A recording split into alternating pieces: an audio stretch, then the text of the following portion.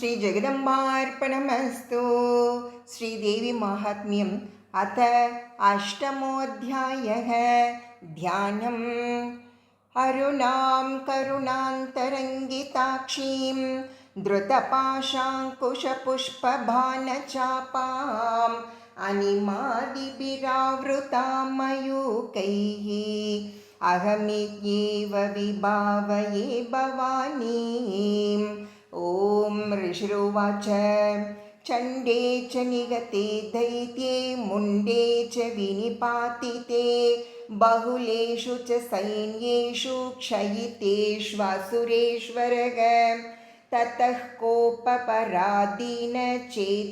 शुम्भः प्रतापवान् उद्योगं सर्वसैन्यानां दैत्यानाम् आदिदेशः अद्य सर्वबलैर्दैत्याः षडशीतिरुदायुधाः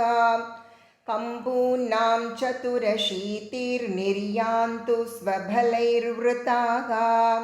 कोटिवीर्याणि 50,000 कुलानि वै 100 कुलानि धौम्राणां निर्गच्छन्तु ममाज्ञया कालकादौर्वृदा मौर्याः कालकेयास्तथासुराः युद्धाय सज्जा निर्यान्तु आज्ञया त्वरिता मम इत्याज्ञाप्यासुरपतिः शुम्भो भैरवशासनः निर्जगाम महासैन्यसहस्रैर्बहुभिर्वृतः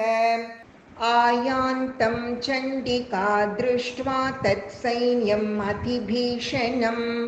ज्यास्वनैः पूरयामास धरणी गगनान्तरम् ततः सिंहो महान्नादमतीव कृतवान् नृप घण्टास्वनेन तन्नादम् अम्बिका चोपबृंहयते धनुर्ज्या सिंहघण्टानां नादा पूरितदिङ्मुखा निनादैर्भीषणैः काली जिज्ञे विस्तारितानना तं निनादम् उपश्रुत्य दैत्यसैन्यश्चतुर्दिशं देवी सिंहस्तथा काली सरोषैः परिवारिताः एतस्मिन्नन्तरे भूपविनाशाय सुरद्विषां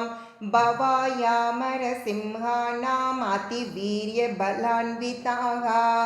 ब्रह्मेश गुहविष्णूनां ततीन्द्रस्य च शक्तयः शरीरेभ्यो विनिष्क्रम्य तद्रूपैश्चण्डिकां ययुः यस्य देवस्य यद्रूपं यथा भूषणवाहनं तद्वदेव हि तच्छक्तिः असुरान् योद्धुमाययो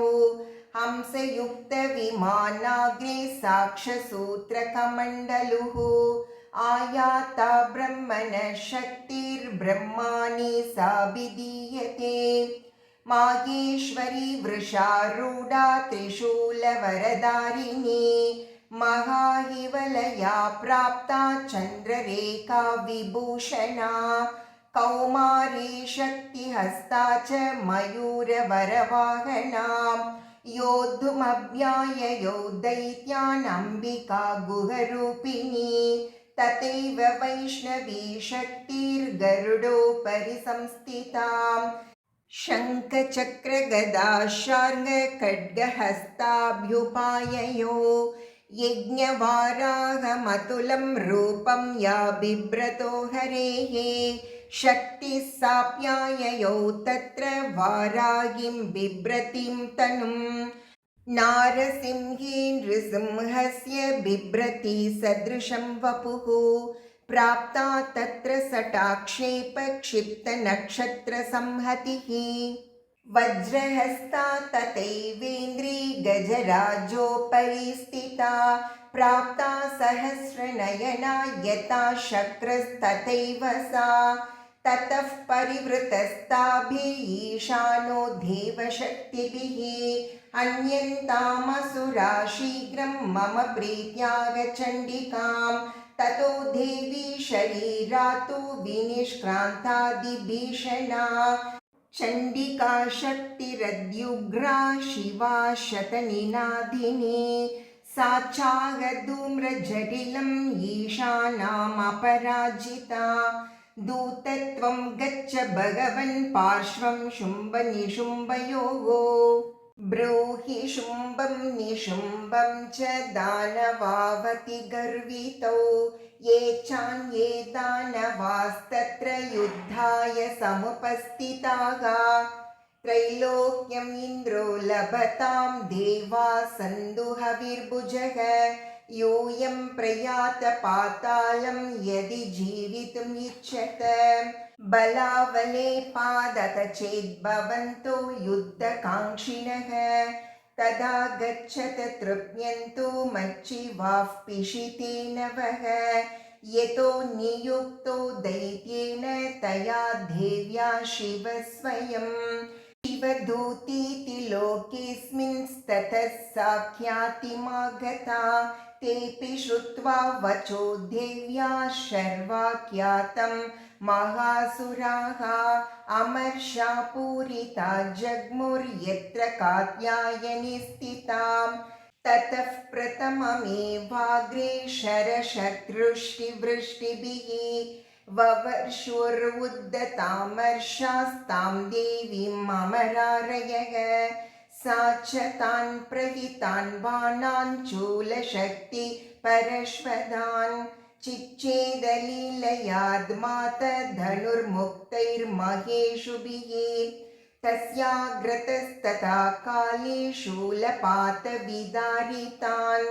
खड्वाङ्गपोतितांश्चारिन् कुर्वती व्यचरत्तदा कमण्डलुज्जलाक्षेप हतवीर्यान् हतौजसः ब्रह्माणि चाकरोच्छत्रुन् येन स्म धावति माहेश्वरी त्रिशूलेन तथा चक्रेण वैष्णवी दैत्यान् जगान कौमारी तथा शक्त्यातिकोपना ऐन्द्रीकुलिशपातेन शतशो दैत्यदानवाः पेतुर्विदारिताः पृथ्व्यां रुधिरौगप्रवर्षिणः तुण्डप्रहारविध्वस्ता दंष्ट्राग्रक्षतवक्षसः वाराहमूर्त्या न्यपतंश्चक्रेण च विदारिताः नखैर्विदारितांश्चान्यान् भक्षयन्ती महासुरान् नारसिंही चचाराजो नाधा पूर्णदिगम्बरा चण्डाट्टहासैरसुराः शिवदूध्यभिदूषिताः पेतुः पृथिव्यां पतितान् तांश्चघातात सा तथा इति मातृगणं क्रुद्धं मर्दयन्तं महासुरान् दृष्ट्वाभ्युपायैर्विविधैर्नेषुर्देवारिसैनिकाः पलायनपरान् दृष्ट्वा दैत्यान् मातृगणार्दितान् योद्धुमभ्याययौ क्रुद्धो रक्तबीजो महासुरः रक्तबिन्दुर्यदा भूमौ पतत् यस्य शरीरतः समुत्पतितमेदिन्यां तत्प्रमाणस्तदासुरः युयुधे स गदापाणिर्इन्द्रशक्त्या महासुरः ततश्चैन्द्री स्ववज्रेण रक्तबीजमताडयत् कुलिशेनाहतस्याशु बहुशुश्रवशोणितम् समुत्तस्तुस्ततो योधास्तद्रूपास्तत्पराक्रमाः यावन्तः पतितास्तस्य शरीराद्रक्तबिन्दवः तावन्तः पुरुषा जातास्तद्वीर्यबलविक्रमाः ते चापि युयुधुस्तत्र पुरुषा रक्तसम्भवाः समं मातृभिरत्युग्रशस्त्रपातादिभीषणं पुनश्च वज्रपातेन क्षतमस्य शिरो यदा ववाह रक्तं पुरुषास्ततो जाता सहस्रशः वैष्णवी समरे चैनं चक्रेणाभिजगानः गदया ताडयामास ऐन्द्रितमसुरेश्वरम् वैष्णवी चक्रभिन्नस्य रुधिरस्रावसम्भवैः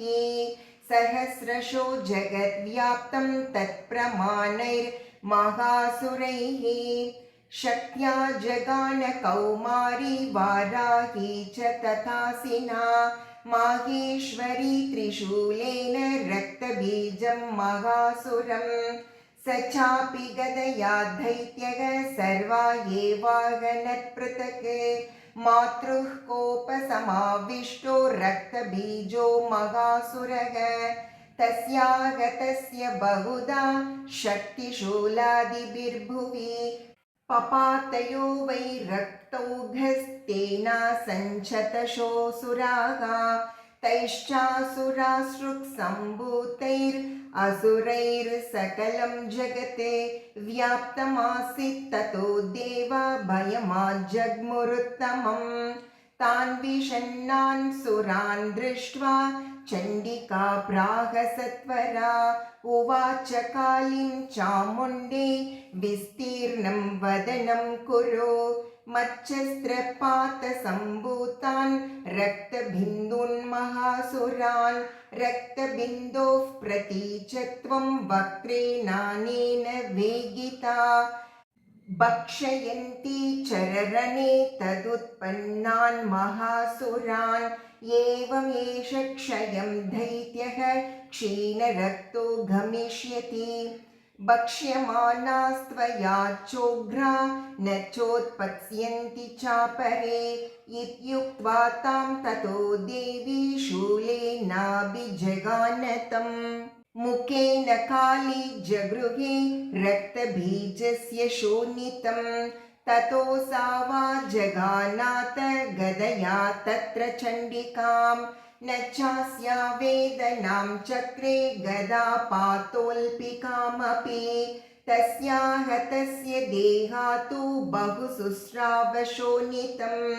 यतस्ततस्तद्वक्त्रेण चामुण्डा सम्प्रतीचति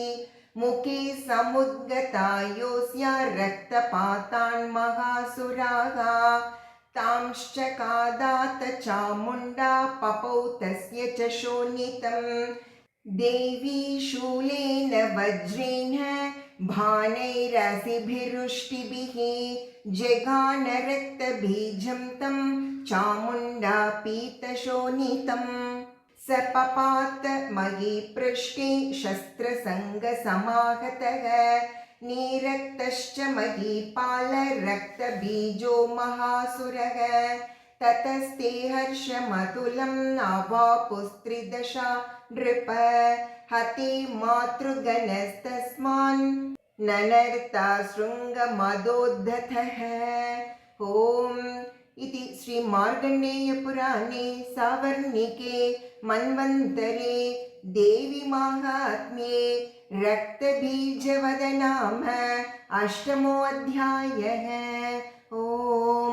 श्रीजगदम्बार्पणमस्तु।